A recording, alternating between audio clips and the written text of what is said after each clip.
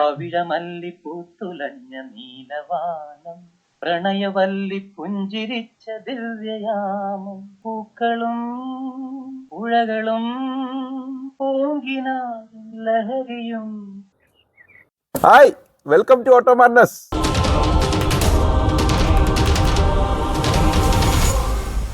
Hi everyone, നമ്മൾ ഇന്ന് വന്നേക്കുന്നത് Seat Tarraco. Seat Ateca already നമ്മൾ റിവ്യൂ ചെയ്ത ഒരു വണ്ടിയാണ്. അതിൻ്റെ ഒരു ജ്യേഷ്ഠനായിട്ട് വരുന്ന വണ്ടിയാണ് സിയറ്റ് ടെറാക്കോ. ഇതൊരു 7 സീറ്റർ SUV കാറ്റഗറി വരുന്ന മോഡലാണ്. അപ്പോൾ നമുക്ക് ഇന്ന് അതിൻ്റെ ഫുൾ ഒരു ഡീറ്റെയിൽ നോക്കാം.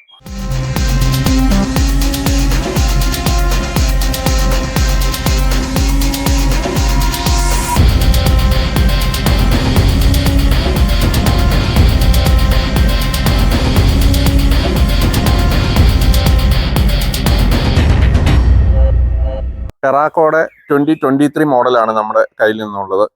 ആക്ച്വലി സിയറ്റ് ടെറാക്കോ മോഡൽ 2024ഓടുകൂടി അവർ സ്റ്റോപ്പ് ചെയ്തു. അപ്പോൾ നമുക്ക് ഇനി ഈ ഒരു 7 സീറ്റർ മോഡൽ കിട്ടണമെങ്കിൽ സെക്കൻഡ് ഹാൻഡ് മാർക്കറ്റിൽ 2023, 2024 മോഡലുകളായിരിക്കും നമുക്ക് അവൈലബിൾ ആയിട്ടുള്ളത്.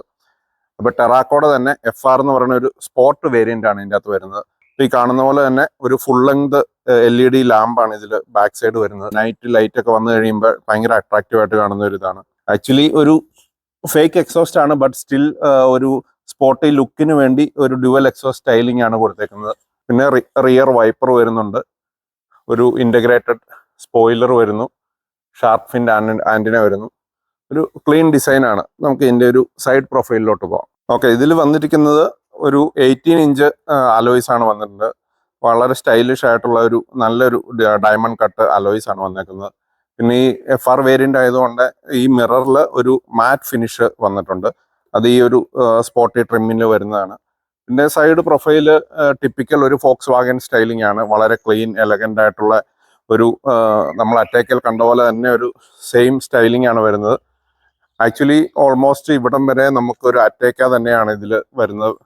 ഈ ഒരു ലെങ്ത് അഡീഷണൽ ആണ് ടെറാക്കോയിൽ വരുന്നത്. ടെറാക്കോ ഒരു 7 സീറ്റർ ആണ്. അപ്പം ഒരു മാസീവ് സൈസ് വരുന്നുണ്ട്. സ്കോഡ കോഡിയാക്ക് അല്ലെങ്കിൽ ഫോക്സ് വാഗൺ ടയറോൺ ഒക്കെ വരുന്ന സെയിം പ്ലാറ്റ്ഫോമിൽ തന്നെയാണ് ഇത് സെയിം വണ്ടി വരുന്നത്. ഫ്രണ്ട് ഡിസൈൻ വളരെ ഫെമിലിയർ ഒരു ഡിസൈനാണ്. സിയറ്റിൻ്റെ എല്ലാ വണ്ടികളിലും കാണുന്ന ഒരു ഫ്രണ്ട് ഗ്രില്ലും ലോഗോയും, വലിയൊരു ഗ്രില്ല് ലോഗോ.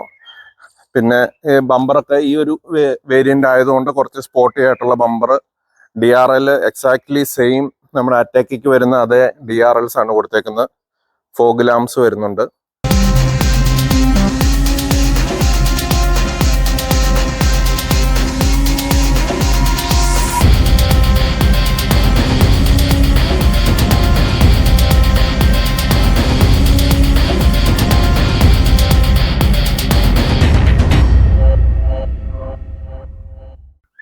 ഓക്കെ, ഡോട്ട് റിമ്മും അത്യാവശ്യം ഫോക്സ് വാഗൺ ഗ്രൂപ്പിൽ നമ്മൾ വളരെ ഫെമിലിയർ ആയിട്ട് കാണുന്ന ഒരു സ്റ്റൈലിംഗ് തന്നെയാണ് കൊടുത്തേക്കുന്നത്. ഇവിടെ ഒരു ആംബിയൻ ലൈറ്റിങ്ങിന് സ്ട്രിപ്പ് പോകുന്നുണ്ട്. സെയിം ഒരു അലുമിനിയം ഫിനിഷ്. പിന്നെ ഇവിടെ വളരെ ഒരു അട്രാക്റ്റീവ് ആയിട്ട് എനിക്ക് തോന്നിയ ലോവർ സൈഡിൽ പോലും ആ ഒരു പ്ലാസ്റ്റിക്കിനെ കവർ ചെയ്തുകൊണ്ട് ഒരു വെൽവെറ്റ് ഫിനിഷ് പോലത്തെ മെറ്റീരിയൽ പാഡിങ് കൊടുത്തിട്ടുണ്ട്. സോ ഇറ്റ്സ് സ്റ്റിൽ ഒരു നല്ല ക്വാളിറ്റി നമുക്ക് ഫീൽ ചെയ്യും. പിന്നെ ടോപ്പൊക്കെ നമുക്ക് അത്യാവശ്യം നല്ല സോഫ്റ്റ് മെറ്റീരിയലാണ് വരുന്നത്. താഴേക്ക് വരുമ്പോൾ ഇവിടുത്തെ കുറച്ച് സ്ക്രാച്ചി ആയിട്ടുള്ള പ്ലാസ്റ്റിക് ആണ്. ഇലക്ട്രോണിക്കലി അഡ്ജസ്റ്റ് ചെയ്യാവുന്ന സീറ്റാണ് നമുക്ക് വന്നിട്ടുള്ളത്. അതിൽ തന്നെ മെമ്മറി ഫംഗ്ഷൻ ഉണ്ട്. 1, 2, 3 ഒരു 3 ഡ്രൈവർ പ്രൊഫൈൽ വരെ നമുക്ക് ഇതിൻ്റെ അകത്ത് സെറ്റ് ചെയ്യാം. അപ്പോൾ നമ്മൾ ഏത് ഡ്രൈവറാണോ കയറുന്നത് അതിനനുസരിച്ച് ചൂസ് ചെയ്യാവുന്നതാണ്. ഇപ്പോൾ ഇലക്ട്രോണിക്കലി നമുക്ക് സ്ലാൻഡ് അഡ്ജസ്റ്റ് ചെയ്യാം. താഴെ ഫ്രണ്ടിലോട്ട് ഉള്ള മൂവ്മെൻ്റ് ഉണ്ട്. ഇത് നമുക്ക് ലംബാർ സപ്പോർട്ടിന് ഉള്ള ഇതാണ്. അപ്പോൾ അത് നമുക്ക് ബാക്ക് ലംബാർ സപ്പോർട്ട് അഡ്ജസ്റ്റ് ചെയ്യാൻ വേണ്ടി സീറ്റിൽ അതിനനുസരിച്ച് ലംബാർ മൂവ്മെന്റ്സ് വരുന്നുണ്ട്. ബൂട്ട് സ്പേസ് ഓപ്പണിംഗ് ഒരു ബട്ടൺ ഇവിടെ കൊടുത്തിട്ടുണ്ട്. ഇവിടെയാണ് നമുക്ക് ബോണറ്റ് ഓപ്പണിംഗ് വരുന്നത്. ഇവിടെ ഒരു FRൻ്റെ ഒരു ബാഡ്ജിങ് കൊടുത്തിട്ടുണ്ട്. അപ്പോൾ എക്സലൻസ് വേരിയൻ്റ് ആണെങ്കിൽ ഇവിടെ എക്സലൻസ് ഉള്ള ബാഡ്ജിങ് വരും. മറ്റ് ബേസ് വേരിയൻസിന് അങ്ങനെ ഒരു ബാഡ്ജിങ് ഉണ്ടാവില്ല. FRൽ കുറച്ചും കൂടെ സ്റ്റിഫർ സസ്പെൻഷനാണ് വരുന്നത്. എക്സലൻസിൽ കുറച്ചും കൂടെ കംഫർട്ട് ഓറിയന്റഡ് ആണ്. സ്റ്റിയറിങ് ഒരു sporty style flat bottom FR trim variant കൊടുത്തിട്ടുണ്ട്. സ്റ്റിയറിംഗ് കൺട്രോൾസ് എല്ലാം എക്സാക്ട്ലി സെയിം ടു അറ്റാക്കയാണ്. ഡിജിറ്റൽ ഡാഷ്ബോർഡ് ആണെങ്കിലും സെയിം ലേ ഔട്ട് തന്നെയാണ് വരുന്നത്. ഇന്റീരിയറിലോട്ട് വന്നു കഴിഞ്ഞിട്ടുണ്ടെങ്കിൽ ഇവിടെ നമുക്ക് ഓട്ടോമാറ്റിക് ആണ് ലൈറ്റ് കൺട്രോൾസ് വരുന്നത്. പിന്നെ ഇവിടെ ഒരു ചെറിയ സ്റ്റോറേജ് ഉണ്ട്. ഡിജിറ്റൽ ഇൻഫോർടൈൻമെന്റ് സ്ക്രീനിൽ ആൻഡ്രോയിഡ് ഓട്ടോ അല്ലെങ്കിൽ നമ്മുടെ ഫോൺ കണക്ട് ചെയ്യാനുള്ള ഓപ്ഷൻസ്, ഇത് ഫോണിൽ നിന്നുള്ള ആപ്പുകളെല്ലാം ഇവിടെ കാണിക്കുന്നു. Apple CarPlay, radio, media, navigation, vehicle driver assist features ഉണ്ട്. Adaptive cruise control, lane changing system വരുന്നുണ്ട്. ബ്രേക്ക്ഡ് ട്രെയിലർ ആണെങ്കിൽ 1800 kg വരെയും, ഒരു നോൺ ബ്രേക്ക്ഡ് ട്രെയിലർ ആണെങ്കിൽ ഒരു 750 kg വരെ നമുക്ക് ടോ ചെയ്യാം.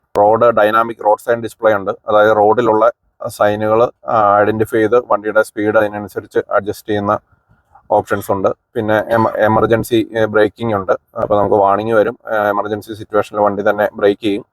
പിന്നെ ഫറ്റിക് വാണിംഗ് ഉണ്ട്. ഫറ്റിക് വാണിംഗിൽ നമ്മൾ ക്ഷീണിതനാണെന്ന് വണ്ടി ഡിറ്റക്ട് ചെയ്ത് നമുക്ക് ഒരു കോഫി ബ്രേക്ക് എടുക്കാനൊക്കെ വണ്ടി സജസ്റ്റ് ചെയ്യുന്ന ഓപ്ഷനാണ്. ഡിജിറ്റൽ റേഡിയോ വരുന്നുണ്ട്. സെൻട്രൽ കൺസോളിലേക്ക് വന്നിട്ടുണ്ടെങ്കിൽ ടച്ചാണ് നമുക്ക് ഫാൻ എല്ലാം വരുന്നത്. ഫിസിക്കൽ ബട്ടൺസ്, AC കൺട്രോൾസിന് ബട്ടൺസ് ആയിട്ട് വരുന്നില്ല. പേഴ്സണലി ഞാൻ കുറച്ചും കൂടെ പ്രിഫർ ചെയ്യുന്നത് റോട്ടറി ബട്ടൺസ് അല്ലെങ്കിൽ ടാക്ടൈലായിട്ട് നമുക്ക് ടച്ച് ആൻഡ് ഫീൽ കിട്ടുന്ന ഇതാകുമ്പോൾ നമുക്ക് സ്ക്രീനിലോട്ട് നോക്കിയാൽ മാത്രമാണ് നമുക്ക് ഇത് ഓപ്പറേറ്റ് ചെയ്യാൻ, റോഡിൽ നോക്കിക്കൊണ്ട് ഡ്രൈവ് ചെയ്ത് ഓപ്പറേറ്റ് ചെയ്യാൻ കുറച്ചും കൂടെ കൺവീനിയൻസ് മറ്റേതാണെന്ന് എനിക്ക് തോന്നിയിട്ടുണ്ട്. പാർക്ക്, റിവേഴ്സ്, ന്യൂട്രൽ, ഡ്രൈവ് നമുക്ക് വേണമെങ്കിൽ സ്പോട്ട് മോഡിലിട്ടാൽ പ്ലസ് മൈനസ് ചെയ്ത് ഓടിക്കാം. ഒരു മെജോറിറ്റി ഓഫ് ഡ്രൈവേഴ്സ് അത് യൂസ് ചെയ്യാറില്ല. 2 USB-C പോർട്ട് കൊടുത്തിട്ടുണ്ട്. ഇവിടെ 12 വോൾട്ട് സോക്കറ്റും കൊടുത്തിട്ടുണ്ട്. Electronic parking brake, auto hold, പിന്നെ പാർക്ക് അസിസ്റ്റ് വരുന്നുണ്ട്. ഡ്രൈവിംഗ് പ്രൊഫൈലുകൾ എക്കോ ഉണ്ട്, നോർമൽ ഉണ്ട്, സ്പോട്ട് ഉണ്ട്, ഇൻഡിവിജ്വൽ ആണെങ്കിൽ നമുക്ക് ഇൻഡിവിജ്വലിൻ്റെ അകത്ത് നമുക്ക് തന്നെ ഒരു കോൺഫിഗർ ചെയ്യാനുള്ള ഓപ്ഷൻ ഉണ്ട്. ഇപ്പോൾ സ്റ്റിയറിങ് ഏത് വേണം, ഇപ്പോൾ ഇൻഡിവിജ്വലിലാണെങ്കിൽ സ്പോർട്ടി സ്റ്റിയറിങ്, എൻജിൻ ഒരു നോർമൽ പെർഫോമൻസ് സെലക്ട് ചെയ്യാം, അല്ലെങ്കിൽ എക്കോ സെലക്ട് ചെയ്യാം. Adaptive cruise control, air conditioning, ഇതെല്ലാം നമുക്ക് ചൂസ് ചെയ്യാം, നമുക്ക് കോൺഫിഗർ ചെയ്തെടുക്കാം.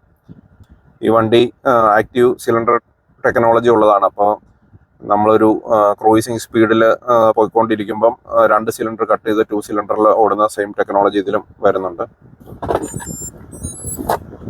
അതുപോലെ തന്നെ ഇത് അഡാപ്റ്റീവ് ആയിട്ടുള്ള ഹോൾഡറുകളാണ്. അപ്പോൾ നമ്മൾ എന്തെങ്കിലും ബോട്ടിൽ വെച്ച് കഴിഞ്ഞാൽ ആ ബോട്ടിലിൻ്റെ സൈസ് അനുസരിച്ച് നമുക്കിത് കുറച്ചും കൂടെ നല്ല രീതിയിൽ ഹോൾഡ് ചെയ്യും, ഇത് അഡാപ്റ്റീവ് ആയതുകൊണ്ട്. റീഡിങ് 2 ലാമ്പുകൾ വന്നിട്ടുണ്ട്.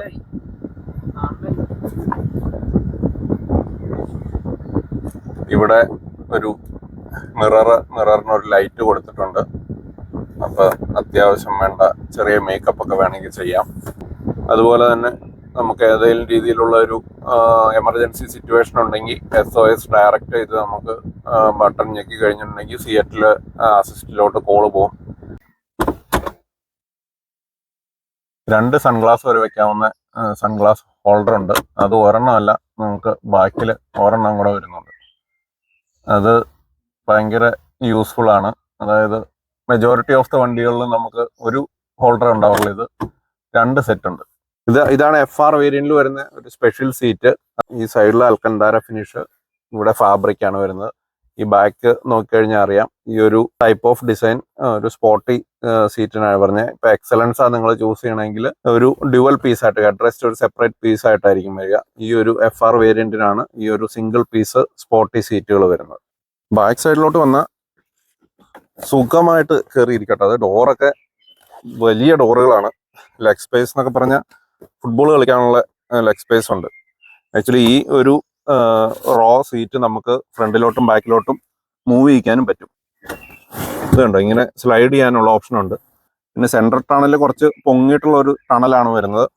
പക്ഷെ സെൻട്രൽ ഒരാൾക്ക് 2 വശത്ത് കാല് വെച്ച് ഇരുന്ന് കഴിഞ്ഞാൽ അത്യാവശ്യം നല്ല വ്യൂ ഒക്കെ ഉള്ളതുകൊണ്ട് സെൻട്രലിൽ ഇരിക്കുന്നയാൾക്കും ഓക്കെ ആയിരിക്കും. കുറച്ച് ലീൻ ആയിട്ടുള്ള ഒരു 3 പേർക്ക് വരെ ഇരിക്കാം. പിന്നെ പുറകിലാണെങ്കിലും AC കൺട്രോൾസ് കൊടുത്തിട്ടുണ്ട്. AC വെന്റിന് പുറമെ പുറകിൽ നിന്ന് തന്നെ AC കൺട്രോൾസും കൊടുത്തിട്ടുണ്ട്. സീറ്റ് ഹീറ്റിംഗ് വരുന്നുണ്ട്. ഒരു USB-C വരുന്നുണ്ട്. അതുപോലെ തന്നെ ഇവിടെ ഒരു 12 വോൾട്ട് സോക്കറ്റും വരുന്നുണ്ട്. ഇനഫ് ചാർജിങ് ഓപ്ഷൻസ് പുറകിലും കൊടുത്തിട്ടുണ്ട്. അതുപോലെ തന്നെ റീഡിംഗ് ലാമ്പ് വരുന്നുണ്ട്. ഇപ്പൊ നമ്മൾ ബാക്കിലെ 2 സീറ്റ് ഫോൾഡ് ചെയ്തിട്ടേക്കുവാണ്. ബാക്കിലെ 2 സീറ്റ് ഫോൾഡ് ചെയ്താൽ ഓൾമോസ്റ്റ് 730 ലിറ്റർ സ്പേസ് ഉണ്ട്.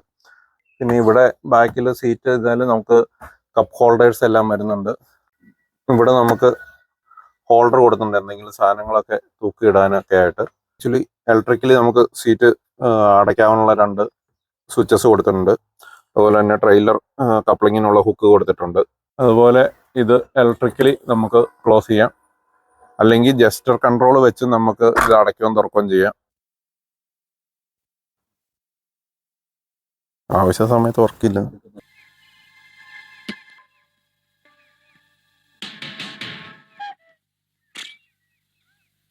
നീ എന്താ ഈ കത്തി വേഷത്തില്?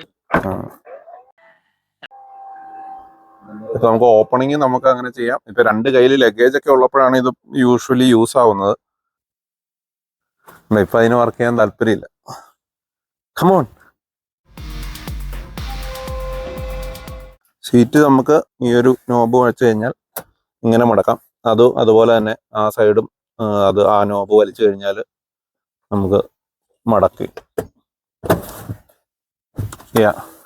ഓൾമോസ്റ്റ് ഒരു അകത്തോട്ടൊരു ബെഡ് പോലെ നമുക്ക് കിട്ടും. ഒരു മാറ്റിട്ട് കഴിഞ്ഞിട്ടുണ്ടെങ്കിൽ വേണമെങ്കിൽ രണ്ടു പേർക്ക് കിടന്നുറങ്ങാനൊക്കെ നമ്മൾ കഴിഞ്ഞ ദിവസം വീഡിയോയിൽ ടയറോണിൽ ചെയ്ത അതേ പരിപാടി നമുക്ക് ഇതിലും ചെയ്യാം. രണ്ടുപേർക്ക് സുഖമായിട്ട് കിടന്നുറങ്ങാൻ. ചെറിയ ക്യാമ്പിങ്ങിനൊക്കെ പോവുകയാണെങ്കിൽ മേളിലുള്ള സ്റ്റോറേജ് തട്ടൊക്കെ ഇതിൻ്റെ അടിയിൽ നല്ല രീതിയിൽ പാക്ക് ചെയ്ത് വെച്ചിട്ടുണ്ട്. അതുകൊണ്ട് ഓടിക്കളിച്ച് നടക്കത്തില്ല. ഇവിടെ ഒരു 12 വോൾട്ട് സോക്കറ്റ് കൊടുത്തിട്ടുണ്ട്.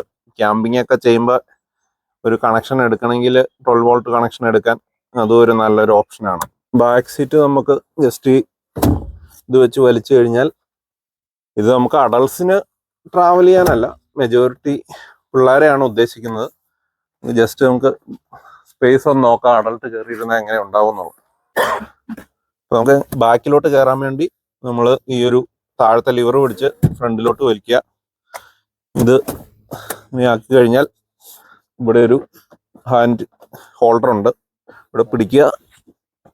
അതൊക്കെ വലിയവർക്ക് കയറാൻ അത്ര ഈസി അല്ല. കയറി ഇരുന്ന് കഴിഞ്ഞാൽ തൈ സപ്പോർട്ട് വലിയൊരു ഇഷ്യൂ ആണ്. ഇതിൻ്റെ അകത്ത് ഇരിക്കൽ പാട് തന്നെയാണ്. അല്ലെങ്കിൽ കുറച്ച് ഫ്രണ്ടിലോട്ട് നമ്മൾ സീറ്റ് കയറ്റി ഇട്ട് കഴിഞ്ഞാൽ ഇപ്പം ഞാൻ ഇരിക്കുന്നുണ്ടോ, അതായത് കുഞ്ഞു പിള്ളേരെ നമുക്ക് ഇപ്പം ഒരു 5 അഡൾട്ട്സ് ഉണ്ടെങ്കിൽ അഡൾട്ട്സ് ഫ്രണ്ടിൽ ഇരിക്കുക, പിള്ളേരെ പുറകെ ഇരുത്താം. അല്ലാണ്ട് അഡൾട്ട്സിന് ഇവിടെ ഇരുന്ന് പോകാൻ ഓൾമോസ്റ്റ് ഇമ്പോസിബിൾ ആണ്. നമുക്ക് ഹെഡ് റെസ്റ്റ് നമുക്ക് അഡ്ജസ്റ്റ് ചെയ്യാവുന്ന ഹെഡ് റെസ്റ്റ് ഉണ്ട്. സീറ്റ് ബെൽറ്റും 2 സീറ്റ് ബെൽറ്റ് കൊടുത്തിട്ടുണ്ട്. ബോട്ടിൽ ഹോൾഡർ കൊടുത്തിട്ടുണ്ട്. വേറെ ചാർജിങ് പോയിന്റുകളായിട്ടൊന്നും കൊടുത്തിട്ടില്ല. പക്ഷെ ബേസിക്കലി പിള്ളേരെ മാത്രമാണ് നമുക്ക് ഇവിടെ ഇരുത്തി ട്രാവൽ ചെയ്യാൻ പറ്റത്തുള്ളൂ. ഓക്കെ, അപ്പൊ നമുക്കൊരു ഡ്രൈവ് പോയി നോക്കാം. നമ്മൾ കയറിയിരുന്ന് ഓടിക്കുമ്പോൾ ഒരിക്കലും നമ്മൾ ഇത്രയും വലിയൊരു വണ്ടിയാണ് ഓടിക്കണേ എന്ന് നമുക്ക് ഫീൽ ചെയ്യത്തില്ല. 1.5 ലിറ്ററിന്റെ 150 HP സെയിം അറ്റാക്കയിൽ വരുന്ന അതേ എഞ്ചിനാണ് വരുന്നത്. 7 ആൾക്കാരും ഫുൾ ലോഡും ഒക്കെ ആയിട്ട് മേ ബി ഒരു ഹൈ സ്പീഡ് ഓവർടേക്കിംഗ് ഒക്കെ കുറച്ച് ഡിഫിക്കൽട്ട് ആയിരിക്കും. അല്ലെങ്കിൽ ഒരു നോർമൽ യൂസിന് very comfortable. 7 speed DSG Volkswagen gear box തന്നെയാണ് വരുന്നത്. DSG ഗിയർ ബോക്സ് ആയതുകൊണ്ട് തന്നെ ഷിഫ്റ്റും കാര്യങ്ങളൊന്നും നമ്മൾ അറിയത്തൊന്നുമില്ല. ഭയങ്കര സ്മൂത്ത് ആണ്. പിന്നെ സിറ്റി ഡ്രൈവിങ്ങിൽ ഭയങ്കര സ്ലോ ആവുമ്പോൾ ചെറിയ ജർക്കിനെസ് വരുമെന്നൊരു പൊതു അഭിപ്രായം ഉണ്ടെങ്കിലും ആസ് എ യൂസർ ഞാൻ ഈ സെയിം ഗിയർ ബോക്സ് യൂസ് ചെയ്യുന്നതുകൊണ്ട് എനിക്കിതുവരെ അങ്ങനെ ഒരു ഫീഡ്ബാക്ക് തോന്നിയിട്ടില്ല. പിന്നെ മൈലേജ് ആണെങ്കിലും ഈ ഒരു വണ്ടിയുടെ സൈസിന് അത്യാവശ്യം മൈലേജ് കിട്ടും. നമ്മൾ മറ്റു വണ്ടികൾ സെയിം കോമ്പറ്റീറ്റർ വണ്ടികളുമായിട്ട് കമ്പയർ ചെയ്യുമ്പോൾ അത്യാവശ്യം മൈലേജും വണ്ടിക്ക് കിട്ടും. സിറ്റി ഡ്രൈവിങ്ങിൽ എനിക്ക് തോന്നുന്നൊരു 10 കിലോമീറ്റർ ഒക്കെ ആയിരിക്കും കിട്ടുള്ളൂ. അല്ലെങ്കിൽ ലോങ് ഒക്കെ പോകുമ്പോൾ ഒരു 15-16 വരെയൊക്കെ കിട്ടാം. ട്രാവൽ അസിസ്റ്റ് എന്നുള്ള അഡാപ്റ്റീവ് ക്രൂസ് കൺട്രോൾ സിസ്റ്റത്തിൽ ഇട്ടാൽ വണ്ടി ബാക്കി എല്ലാ കാര്യങ്ങളും തന്നെ ഓൾമോസ്റ്റ് തന്നെ ചെയ്യുന്ന രീതിയിലോട്ട് വരും. പിന്നെ റിവേഴ്സ് ക്യാമറ ഉള്ളതുകൊണ്ട് നമുക്ക് പാർക്കിംഗ് ഒന്നും അത്ര വലിയ ഡിഫിക്കൽട്ട് അല്ല. വലിയൊരു സിറ്റിക്കകത്തൊക്കെ ഇതിന്റെ ഒരു ലെങ്ത് കൊണ്ടുള്ള ഒരു ഡിഫിക്കൽറ്റി ഉണ്ടാവും പാർക്കിങ്ങിൽ. പിന്നെ ഒരു റിഫൈൻമെന്റിന്റെ ഒരു വ്യത്യാസം മേ ബി ഇപ്പോൾ ഒരു 3 ഇയർ ഓൾഡ് ആയതിന്റെ ആയിരിക്കും. സിയറ്റിന്റെ ഗുണം എന്നാന്ന് വെച്ചാൽ Volkswagen ഗ്രൂപ്പ് ആയതുകൊണ്ട് നമുക്ക് പാർട്സ് മെയിൻ്റനൻസ് എല്ലാം ഈസിയാണ്. പ്രത്യേകിച്ച് ജർമ്മനിയിലൊക്കെ Volkswagenന്റെ അണ്ടറിൽ വരുന്ന ഗ്രൂപ്പ് ഇപ്പൊ സിയറ്റ് ആണെങ്കിലും സ്കോഡ ആണെങ്കിലും ഒക്കെ നമുക്ക് മെയിൻറ്റെയിൻ ചെയ്യാൻ ഈസിയാണ്. കാലൊക്കെ കൊടുത്താൽ അത്യാവശ്യം കുഴപ്പമില്ലാണ്ട് കയറുന്നുണ്ട്. ഞാൻ ഓടിക്കുമ്പോൾ എനിക്ക് കമ്പാരിസൺ അറ്റാക്ക് ആയിട്ടാണ് വരുന്നത്. അത് വെച്ച് നോക്കുമ്പോൾ അത്രയും ക്യുക്കായിട്ടല്ല വണ്ടി കയറുന്നത്. എങ്കിലും കാരണം ഇത് കുറച്ചുകൂടെ ബൾക്കി ആയിട്ടുള്ള വണ്ടിയാണ്. പക്ഷേ സെയിം എഞ്ചിൻ ഗിയർ ബോക്സ് തന്നെയാണ് കൊടുത്തേക്കുന്നത്. അതിന്റെ ആ ഒരു പെർഫോമൻസ് വ്യത്യാസം ഫീൽ ചെയ്യുന്നുണ്ട്. ബട്ട് സ്റ്റിൽ എന്താ പറയുക, ഒരു ഫാമിലിക്ക് യൂസ് ചെയ്യാൻ ഒരു 7 സീറ്റർ SUV ആണ് നിങ്ങൾ നോക്കണം. ഇപ്പോൾ ഒരു ബിലോ 30,000 നമുക്കിപ്പോൾ ഒരു 2023 മോഡൽ വണ്ടി ഒരു 25,000 മുതൽ മേളിലോട്ടുള്ള വണ്ടികൾ മാർക്കറ്റിൽ അവൈലബിൾ ആയിട്ടുണ്ട്. അത് കോഡിയാക്ക് ആണെങ്കിലും ടയറോൺ ആണെങ്കിലും എല്ലാം ആ ഒരു പ്രൈസ് റേഞ്ച് വരത്തില്ല. നമ്മൾ നേരത്തെ പരിചയപ്പെടുത്തിയ പോലെ തന്നെ സീറ്റ് ഹീറ്റിംഗ്, സ്റ്റിയറിംഗ് ഹീറ്റിംഗ്, ഈ പറയുന്ന എല്ലാം കൺട്രോളുകൾ നമുക്ക് സ്റ്റിയറിംഗിൽ തന്നെ വരുന്നുണ്ട്. അതുകൊണ്ട് നമുക്ക് റോട്ടിൽ നിന്ന് അങ്ങനെ കണ്ണെടുത്തിട്ട് അധികം കാര്യങ്ങൾ ചെയ്യേണ്ടി വരുന്നില്ല. നമ്മൾ കാല് കൊടുത്താൽ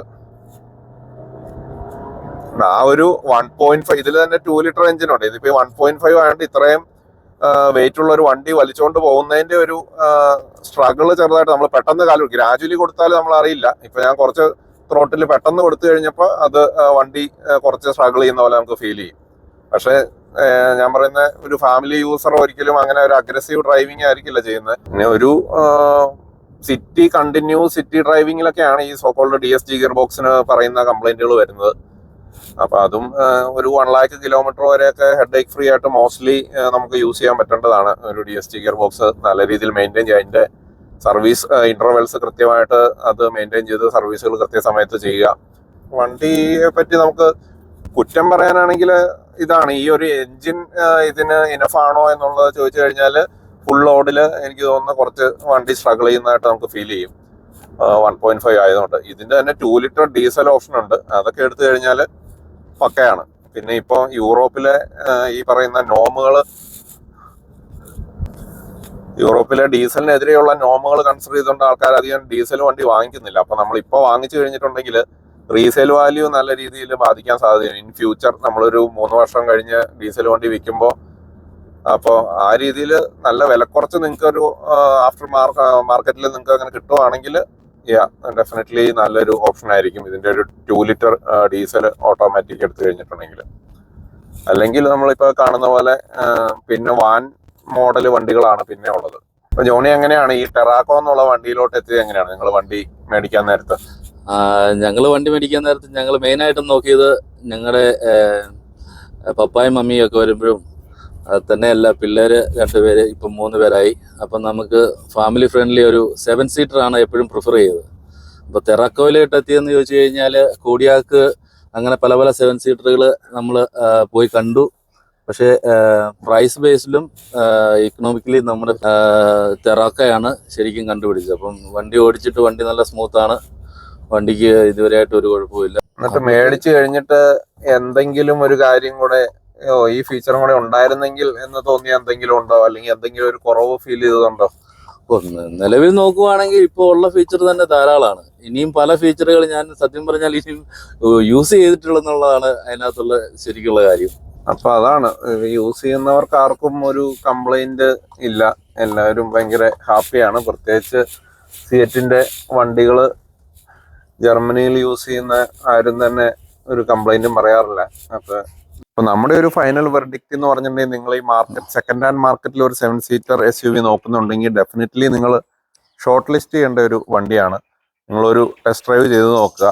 പിന്നെ നിങ്ങളുടെ ബഡ്ജറ്റിന് ഉതകുന്ന രീതിയിൽ ഈ ഒരു 7 സീറ്റർ വണ്ടി തന്നെ ഡെഫിനറ്റ്ലി ഏറ്റവും സ്യൂട്ട് ആവുമെന്നാണ് എനിക്ക് തോന്നുന്നത്, കമ്പയർഡ് ടു കോഡിയാക്ക് ഓർ ടയറോണിന്റെ ഒക്കെ ഇപ്പോഴത്തെ പ്രൈസിങ് എന്ന് പറഞ്ഞാൽ അബോവ് 40 ഒക്കെയാണ് നിങ്ങൾക്ക് ഈവൻ യൂസ്ഡ് കാർ കിട്ടുന്ന പ്രൈസിങ് വരുന്നത്.